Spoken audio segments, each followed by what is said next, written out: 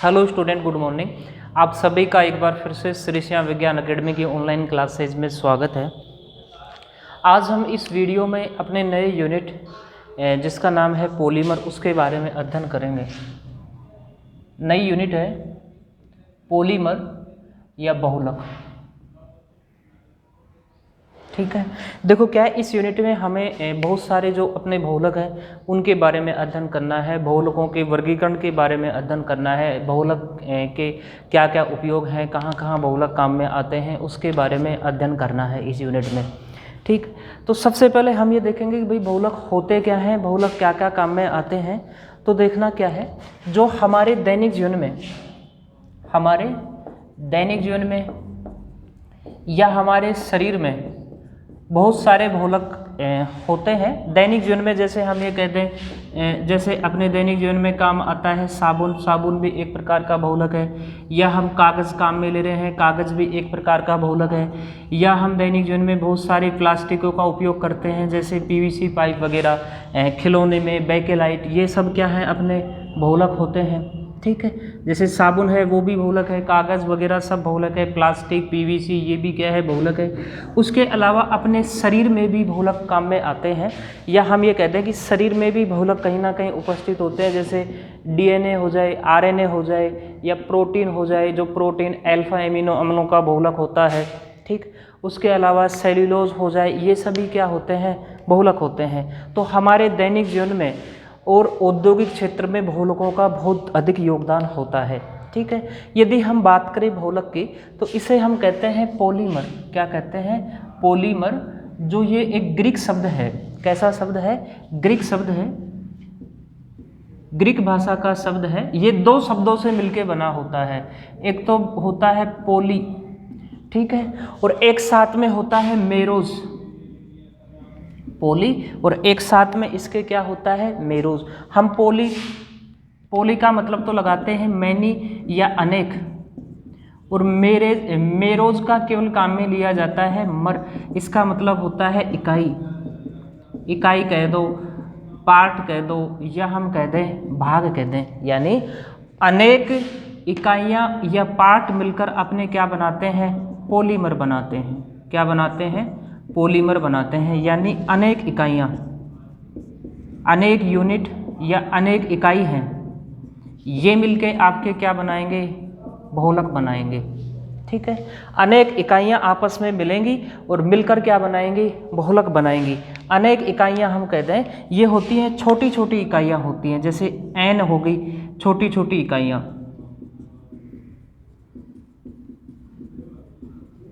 अनेक छोटी छोटी इकाई आपस में मिलकर क्या बनाती हैं बहुलक बनाती हैं। ठीक है, ये छोटी छोटी इकाइयाँ जब आपस में जुड़ेंगी तो किसी ना किसी प्रकार के रासायनिक बंध से जुड़ती हैं। प्राय ये सामान्यतः सहसंयोजक बंध बनाती हैं या उससे जुड़ती हैं। तो हम ये कहेंगे ये छोटी छोटी इकाई आपस में जुड़ती हैं। कौन से बंध से जुड़ती हैं? किसी ना किसी प्रकार के रासायनिक बंध से जुड़ती हैं।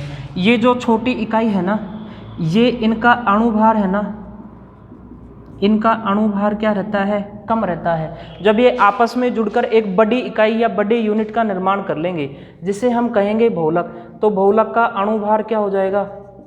बहुलक का अणुभार क्या हो जाएगा? ज़्यादा।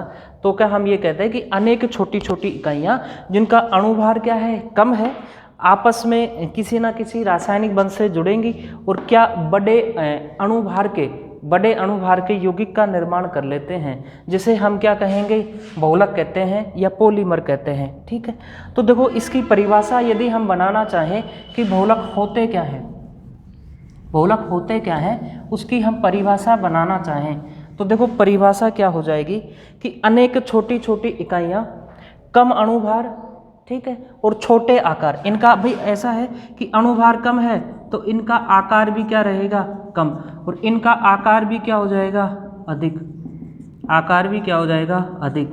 तो हम परिभाषा क्या कहेंगे? अनेक छोटी छोटी इकाइयाँ जिनका अणुभार कम हो, कम अणुभार तथा कम आकार या छोटे आकार की एक इकाइयाँ आपस में जुड़कर किसी ना किसी रासायनिक बंध से जुड़कर किसका निर्माण कर लेंगी? वो बहुलक का निर्माण कर लेंगी। ठीक है, तो देखो परिभाषा क्या कहेंगे कि अनेक छोटी छोटी इकाइयाँ, अनेक छोटी छोटी इकाइयां आपस में रासायनिक बंधों द्वारा जुड़कर, आपस में रासायनिक बंधों द्वारा जुड़कर, अनेक छोटी छोटी इकाइयां आपस में रासायनिक बंधों द्वारा जुड़कर बड़े आकार व उच्च अणुभार ज़्यादा हो जाएगा, बड़े आकार व उच्च अणुभार के यौगिक का निर्माण कर लेती हैं, यौगिक का निर्माण कर लेती हैं। यह यौगिक बहुलक कहलाता है। यह यौगिक क्या कहलाता है? बहुलक कहलाता है। यह यौगिक क्या कहलाएगा? बहुलक कहलाएगा। ठीक है, जो ये छोटी छोटी इकाइयां यहाँ काम में आई है ना, इन्हें हम कहते हैं एकलक इकाइयां। ठीक है, हम कहेंगे कि इन छोटी छोटी इकाइयों को हम क्या कहेंगे? ये छोटी छोटी इकाइयां हैं, उन्हें हम क्या कहेंगे? एकलक इकाइयां। ठीक है, तो क्या काम में आई अपने पास में?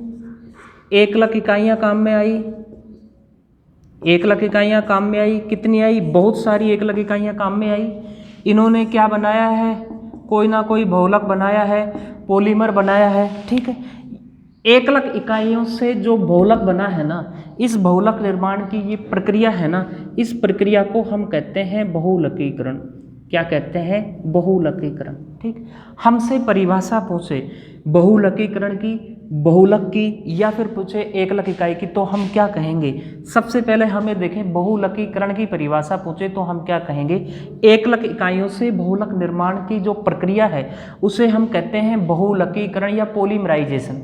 ठीक है, उसके बाद में यदि हमसे ये पूछ ले बहुलक क्या होते हैं, तो हम दूसरी परिभाषा क्या कह सकते हैं? एक तो ये जो हमने लिख रखी है, तो उसके अलावा हम क्या कह सकते हैं? अनेक छोटी छोटी एकलक इकाइयां आपस में सहसंयोजक बंध या रासायनिक बंध से जुड़कर बड़े अणु तथा उच्च अणुभार के यौगिक का निर्माण कर लेती हैं, तो बना हुआ यौगिक क्या कहलाता है? बहुलक। हम कहेंगे अनेक छोटी छोटी इकाइयां आपस में मिलकर जिस यौगिक का निर्माण करती हैं वो यौगिक क्या कहलाता है? बहुलक। अब हमसे पूछ ले एकलक इकाइयों की परिभाषा, तो हम एकलक इकाइयों की परिभाषा इस प्रकार से कहेंगे कि बहुलक निर्माण में काम आने वाली, क्या कहेंगे? कि बहुलक निर्माण में काम आने वाली जो छोटी छोटी इकाइयां हैं, बहुलक निर्माण में काम आने वाली जो छोटी छोटी इकाइयां हैं या जो बहुलक का निर्माण कर रही हैं, उन छोटी छोटी इकाइयों को हम क्या कहते हैं? एकलक इकाई कहते हैं। ठीक है, तो देखो क्या हमने क्या देखा कि हमने ये जो बहुलक होता है ना, उस बहुलक की परिभाषा सीखी। हम बहुलक की क्या सीखी? परिभाषा। उसके अलावा छोटे छोटे शब्द हैं, जैसे एकलक इकाई क्या है? एकलक इकाई क्या होगी? वह छोटी से छोटी इकाई जो अपनी बार बार पुनरावृत्ति करे या जो खुद आपस में सहसंयोजक बंधों से या रासायनिक बंध से जुड़कर बहुलक का निर्माण कर ले, तो उस छोटी इकाई को हम कहते हैं एकलक इकाई। ठीक है, और बहुलक निर्माण की ये जो प्रक्रिया है उसे हम क्या कहते हैं? बहुलकीकरण। और जो बड़े आकार का जो अणु बनता है उसे हम क्या कहते हैं? बहुलक। ठीक है, देखो क्या है, एक जाना पहचाना बहुलक हम दैनिक जीवन में काम में आता है, उसे हम कहते हैं जैसे पॉलीथीन। जो पॉलीथीन होता है ना, वो एथीन का बहुलक होता है। एथीन, इसे चाहे तो आप ये लिख दो CH2 डबल बॉन्ड CH2। ठीक है, ये बहुत सारी काम में आएंगी, तो हमने क्या लिख दिया इसको? N। ठीक है, बहुत सारी काम में आएंगी और बनाएंगे क्या? ये आपके पास में क्या है? एथीन। क्या है? एथीन। बनेगा अपने पास में क्या है? पॉलीथीन। क्या बनेगा? पॉलीएथीन या पॉलीथीन।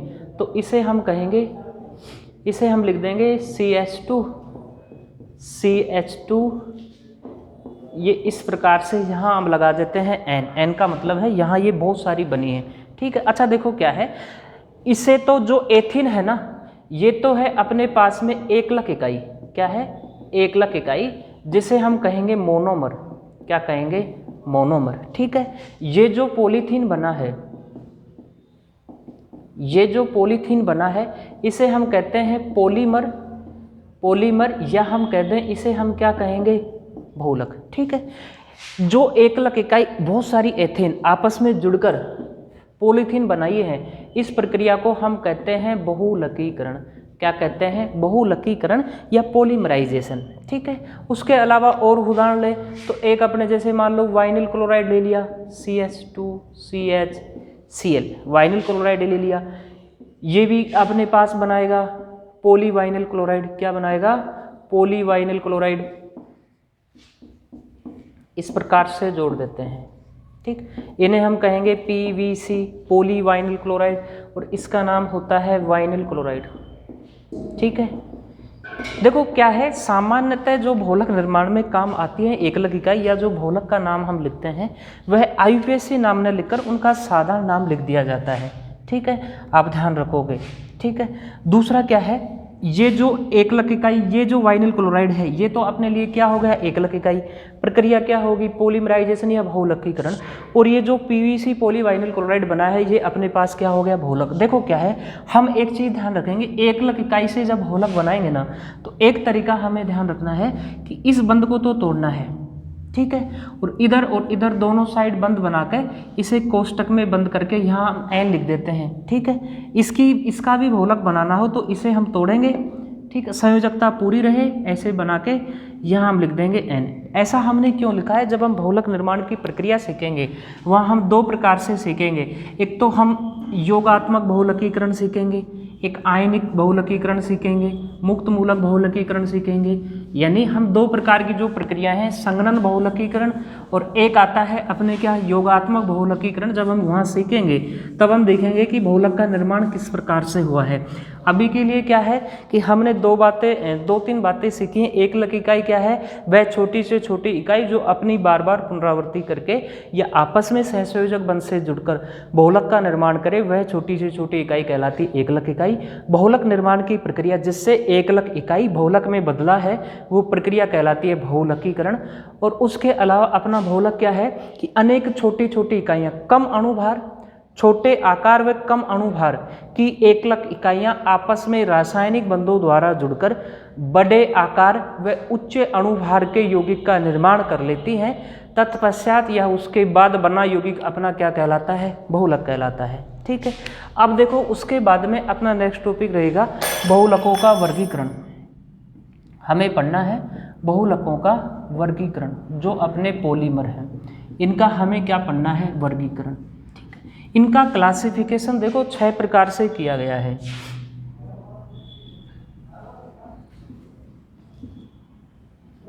ठीक है, सबसे जो पहला वर्गीकरण किया गया है वो इनका किया गया है इनके स्रोत के आधार पर, स्रोत के आधार पर।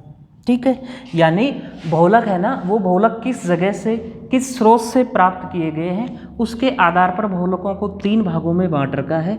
एक तो बांट रखा है प्राकृतिक, एक बांट रखा है संश्लेषित और एक बांट रखा है अर्ध संश्लेषित।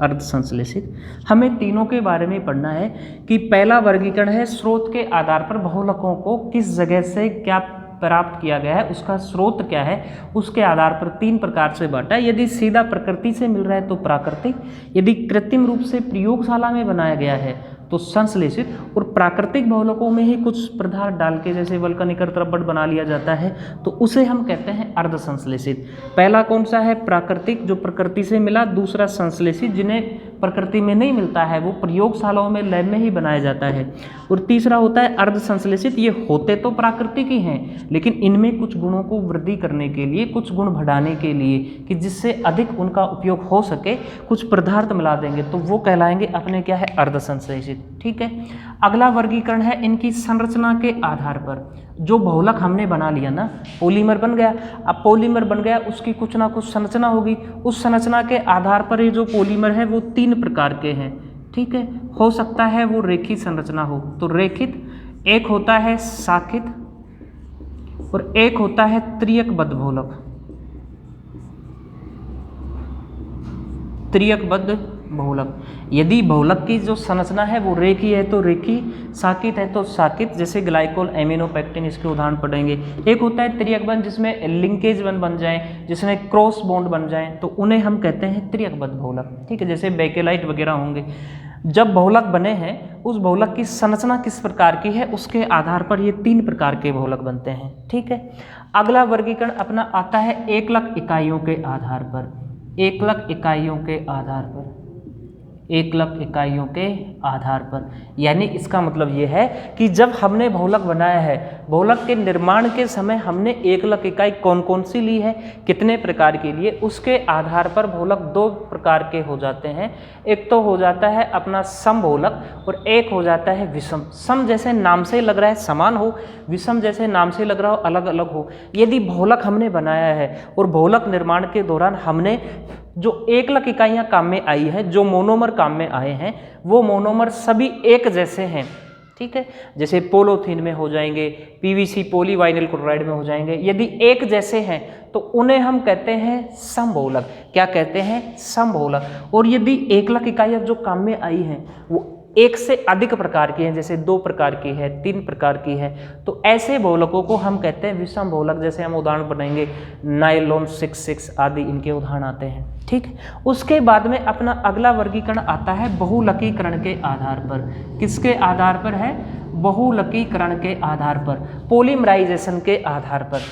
ठीक है, यानी इसका मतलब यह है कि जब हमने बहुलक बनाया है, एकलक इकाइयों से बहुलक बनाया है, उस दौरान हमने कौन सी प्रक्रिया अपनाई है, क्या प्रोसेस अपनाया है, उसके आधार पर ये बहुलक अपने 2 प्रकार के हो जाते हैं। एक तो हो जाता है अपना संगनन बहुलक और एक हो जाता है योगात्मक। यदि हमने योगात्मक अभिक्रिया अपनाई है कि एक एकलक इकाई दूसरी इकाई से जुड़ गई, एक एकलक इकाई आ गई फिर दूसरे से जुड़ गई, फिर ये एक आ गई दूसरी आ गई, लगातार ऐसे आते रहे जुड़ती रही, तो वो तो होती है योगात्मक। और संगनन में क्या है? एक एकलक इकाई दूसरी से जुड़ती तो है, लेकिन कुछ छोटे अणु जैसे जैसे जुड़ते हैं तो कुछ छोटे अणु जैसे H2 बाहर निकल गया, NH3 बाहर निकल गया, ऐसे छोटे अणु बाहर निकल जाएंगे, तो उसे हम कहेंगे संगनन। यानी बहुलक निर्माण के दौरान यदि हमने योगात्मक प्रक्रिया अपनाई है तो ऐसे बहुलक योगात्मक बहुलक कहलाएंगे, और संगनन की प्रक्रिया अपनाई है तो ऐसे बहुलक क्या कहलाएंगे? अपने संगनन बहुलक कहलाएंगे। अब 2 वर्गीकरण अपने बचते हैं लास्ट। एक तो बचता है ताप के प्रति व्यवहार के आधार पर, ताप के प्रति व्यवहार के आधार पर।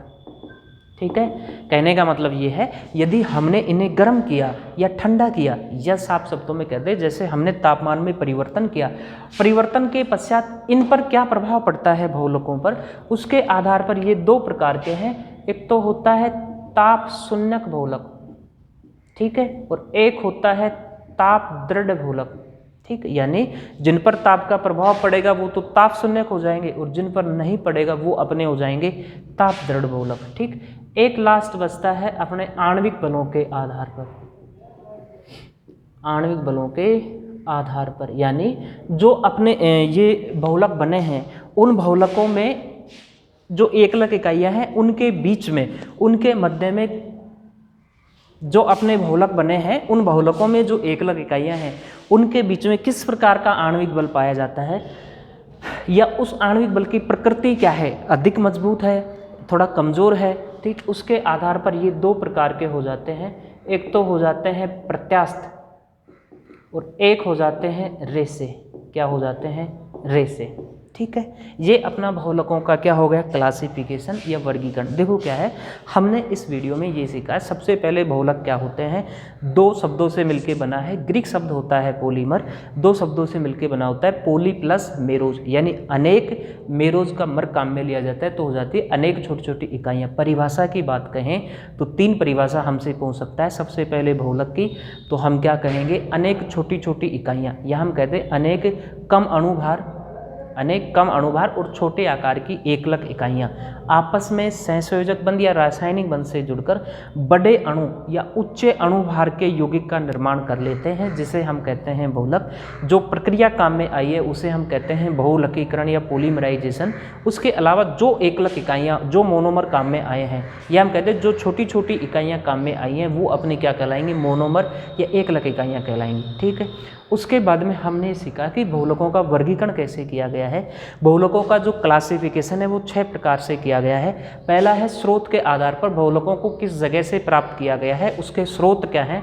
ये 3 प्रकार के होते हैं। प्राकृतिक, सीधा प्रकृति से प्राप्त कर लिया, जैसे रबर वगैरह है। संश्लेषित जैसे प्रयोगशाला में बनाए गए जैसे पीवीसी पॉलीवायरन क्लोराइड। अर्ध संश्लेषित है तो प्राकृतिक है लेकिन उसमें कुछ पदार्थ मिला दिए जैसे वल्कनीकृत अर्थ रबर अपना बन जाएगा। ठीक, उसके बाद में संरचना जब बहुलक बन गए तो उसकी संरचना क्या है, रेखित है तो रेखीय, साकित है तो साकीय, त्रियक बंध उसमें क्रॉस बंध बने हैं, त्रियक बंध बने हैं तो क्या कहलाएगी अपनी त्रियक बंध संरचना। ठीक है, जैसे बेकेलाइट में होगी। ठीक, उसके अलावा एकलक इकाइयों के आधार पर जब हमने एकलक इकाइयाँ ली हैं, एक जैसी एकलक इकाइयाँ ली हैं, सभी संख्या की बात नहीं कर रहा, हो सकता है लाखों करोड़ों संख्या है लेकिन वो एक जैसी ही, तो उसे हम कहते हैं सम।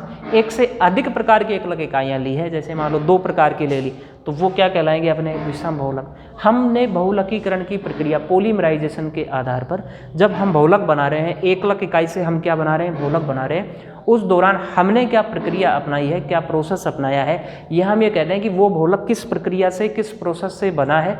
उसके आधार पर ये 2 प्रकार के हैं, योगात्मक बहुलक और दूसरे क्या है, संघनन बहुलक। अगला आता है ताप के प्रति व्यवहार के आधार पर तापमान में परिवर्तन करने पर उन बहुलकों पर क्या प्रभाव पड़ता है। यदि कुछ भी प्रभाव नहीं पड़ता तो उन्हें कहते हैं ताप शून्य, और प्रभाव पड़ता है यानी कठोर हो जाएं या उनका घनत्व बढ़ जाए या घनत्व कम हो जाए तापमान में वृद्धि पर, तो वो कहलाएंगे अपने क्या है, ताप दृढ़ बहुलक। ठीक, ताप शून्यक और एक क्या होता है, ताप दृढ़। ठीक, ताप का प्रभाव पड़ता है, एक पर क्या है, ताप का प्रभाव नहीं पड़ता है, तापमान के प्रति व्यवहार के आधार पर हो गया। ठीक, उसके बाद में अपना अगला वर्गीकरण है आणविक बलों के आधार पर बहुलकों में जो एकलक इकाइयाँ हैं उनके बीच में किस प्रकार का आणविक बल है, उसके आधार पर ये 2 प्रकार के हैं, एक तो होता है प्रत्यास्थ, एक अपने क्या होता है रेशे। ठीक है, अब हम इसके बाद में एक एक का इनका वर्गीकरण पढ़ेंगे इस क्लास में, इस वीडियो में। फिलहाल इतना ही। Thank you very much.